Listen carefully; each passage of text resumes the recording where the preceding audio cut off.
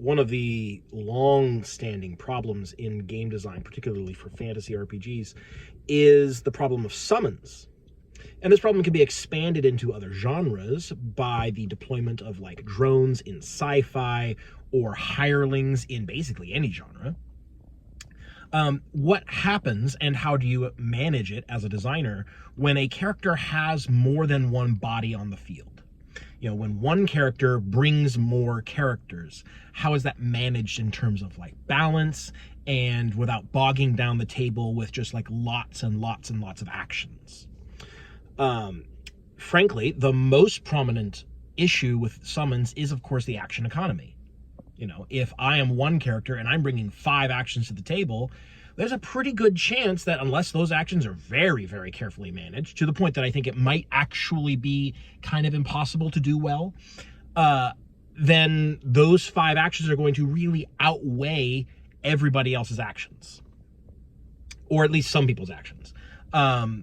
Classically in the 2014 version of 5th edition, many conjure spells such as, you know, animate dead, conjure animals, animate objects, that kind of thing. These are extremely powerful spells. Well, not even extremely powerful. They're just quite powerful because they do a lot more than entire other classes do. They outclass martials pretty much instantly. So anything fighter, barbarian, monk, rogue, all of those get fully outclassed by a single cast of conjure animals or a regular upkeeping of something like animate dead, which has a much longer duration, but needs to be upkept. Not just in terms of damage, but also in terms of like just battlefield presence, more hit points on the field, more obstacles for the enemies to have to get around, more abilities to do just standard actions that aren't necessarily even attacks, such as grappling or using magic items. You know, what happens when the wizard has 5 skeletons under his control? Skeletons are not that threatening by the time you actually get the power to create them, but you give each one of them a wand of magic missiles or a wand of fireball or something like that, and suddenly you have multiplied your effectiveness beyond even the already highly effective abilities of a caster. So how do you get around this? It's hard. It really is hard. It's very difficult to do and needs to be very carefully considered. Pathfinder famously, Pathfinder 2nd edition famously has a summoner class that gets one more action than everyone else, but has to share it with their summons. So while they may be middling in effectiveness on their own, they get more actions per turn by 1. So that 1 extra action is not all that much more because they're the average value of an action from that character is a little bit lower. And they have to split it between like moving themselves and moving their summon and attacking for themselves and attacking for their summon, which they could do every round if they want to achieve a sort of like, you know, minimum baseline effectiveness. That is okay as a solution. It is quite limited though, because it assumes that you have like one main summon that stays out all the time, which is not usually the fantasy of a summoner. Usually you're going to want to, if you're designing a summoner fantasy or you're thinking about a summoner fantasy, you're usually thinking about someone who is walking around on their own. Maybe they have a permanent summon, but they also a lot of times want to drop additional summons. They see the situation, I'm going to summon a creature that is suitable to the situation. I'm going to customize what I bring to the table based on the situation that I'm in, which is very difficult to do well as a designer. 4th edition, I think did a pretty good job with this. It leaves a bit to be desired, but not a lot.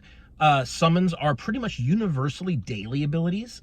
They replace your attacks. They put a new body on the field. You have to use your actions to command those creatures. So the creatures may be a little bit more effective than your like standard at-will abilities. Importantly, they take up space on the battlefield, they have hit points, they can flank, and so they allow you to sort of project some power and influence and control over the battlefield away from yourself. It is a safe way to go in and flank with a melee buddy, or to block off a hallway or something like that.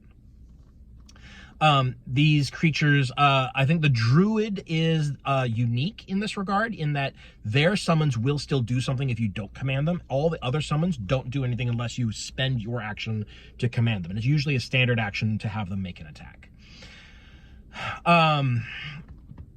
So that is okay. I think it's a little less dynamic than I would prefer usually. But it certainly is a lot better than the solution of like 5th edition, which is let's learn nothing from 3rd edition. The whole reason why 4th edition's summoning is like this is because summoning was an issue in 3rd edition, where you could just summon up monsters, summon monsters, and fill the battlefield with bodies. And not only did it take a long time to process all those turns, but it also just allowed you to break action economy right over your knee. And 5th edition is like, hey, that sounds great. Let's give one character 8 turns and let them do way more stuff on their turn than someone else. I think it's just a garbage solution, really, is what it is. As much as like Conjure Animals doesn't break the game, but it does allow you to bypass or to exceed certain baseline damage output assumptions in ways that I think are not healthy for the game. So how to do it well? Well, I think sharing turns is a way to go. It gets a little less exciting because you kind of think that, oh, I'm going to summon something, and now that thing that I've summoned, my creature and I are like a team. We're a duo, and we're going to both go in and do things. And it's a little bit harder to do when you are having to spend your own actions to command your summon. So while I think it is mechanically a very tight solution, it's not necessarily the best for the fantasy. The way that I'm looking to do it, and I don't know that this is necessarily going to stick, but the way that I'm going to try it at first for Code World is to have an ability that allows, this is an ability for the Avatar class, to extend their cognition and possess an enemy. So you're not adding something new to the battlefield, you are taking over an enemy. Now the enemy has to already be engaged, which means that they're not going to be acting that round. And so instead of just doing nothing, they are going to be acting under your influence. You actually possess them for the turn until they stop being engaged. Which means that but you have to spend a bonus success on your roll to do it. So there is a cost of not using that bonus success on something else. And the benefit is that you basically get a new set of actions. Now, they're only going to be rolling 2 dice on their actions, or their action. I guess it's singular. You're going to get 1 action out of this thing.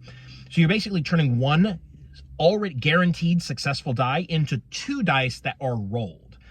And the target can move and then do a thing like a hero could, whereas adversaries usually have to do a thing and then move. Which means that you can send them away from you. You can just possess them and send them off. So this is, really is a control type effect, but it functions in a similar way to a summon, is why I bring it up. It kind of fulfills the same mechanical niche as what a summon ability would. You're putting a new allied body on the field by converting an enemy body, and having it gain an action. But importantly, it's only 1 action. You are spending part of your action to create 1 action for a summon. That's going to be less effective than a full hero because you're spending less than a full turn to get them. The intent is that on average, you're going to get more value out of that than you spent. Which is appropriate because you have to take a special ability to get this, and you have to make that determination of using the ability. So like you should net positive most of the time, but it is a little bit of a risk because they could just fail their roll. So you spent a success for nothing. It's possible, but they act like a hero, which means that they get a hero's set of actions, which means you're actually never getting nothing, are you? Even if they fully fail their roll, they're not getting nothing. They're getting just like the baseline effect, because in Code World, you can't get nothing on an action. You always get something. So, yeah, summons are hard to do in general. The action economy issue is a big one. And you could try giving summons their own actions, but reducing their overall effectiveness, I think that's really hard unless your math is tight. Unless you know exactly what like the average output of a creature is, including like accuracy and everything. Like if their accuracy is a little bit lower, like that becomes multiplicative. It's not just the same as like, oh, you do half damage or something like that. I think I may be skipping some, like I'm thinking faster than I'm talking, and so I think I may be skipping stuff. So if you just have summons be less effective than a player character, it's going to be extremely difficult, and I cannot emphasize this enough. It's going to be extremely difficult to have summons be like at a set level of effectiveness. Like as a designer, if you're looking to set the effectiveness of a summon by accuracy rather than by its total output, that's going to be hard. Your math has to be super duper tight and specific. I think it's not something you'd be able to just like eyeball and expect it to kind of work out. Another thing that I've seen, and I have actually done on some of my previous designs, like years ago when I was fiddling through several different systems, I would have summon abilities that have like a permanent cost as long as the summon is out. So like whether that is your mana pool or hit points or whatever, it permanently reduces your pool in order to keep the summon out, which is a neat idea. And I think there's a lot that could happen there. I think it has a lot of potential. The issue is balance. And what it really comes down to is like, how do your summons interact with advancement? Do they keep up with you, or do they not? And this is, of course, assuming that your game has advancement of some sort. If you don't, then this is all moot. And it actually gets a lot easier. So actually, I think this is a solution that works well in a game that doesn't have advancement, where like your hit points and your resources scale up over the course of a campaign. But if they do, then you really have to figure out, like, do your summons scale automatically? And if they do, does the cost to summon them scale automatically? And these are difficult questions. And it's going to very much change the way that your players interact with summon abilities. Because if I'm spending 10 hit points out of my 50 to summon a creature, and it is not scaling with me, well, eventually, or it doesn't scale and the cost to summon it doesn't scale, it kind of becomes like this background thing where like 10 hit points becomes less and less impactful, but the creature also becomes less and less impactful. So like, why bother with it?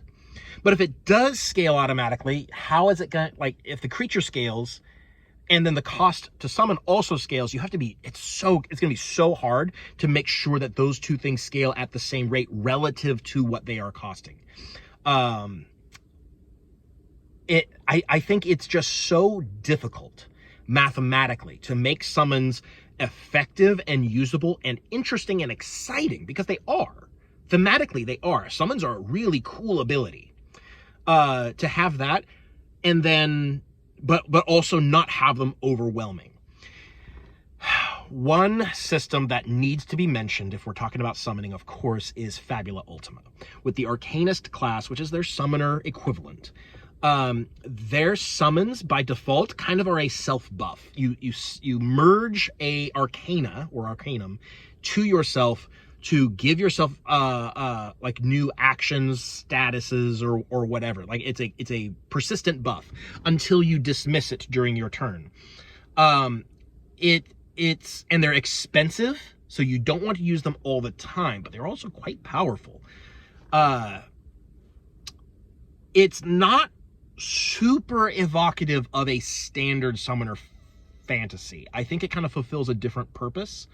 I mean, it's evocative of the JRPG summoner fantasy, kinda. But you're not going to feel like a classical fantasy summoner doing it this way. So I think that while it's definitely a good idea to look at Fabula Ultima and the way it does it, and possibly use that as inspiration for your game solutions, or for solutions for your game, I don't think it's necessarily something that you can really copy and paste into most systems and expect it to work out and expect it to feel right. The variant summoner that Fabula Ultima has in the playtest documents feels a lot better than the one out of the book.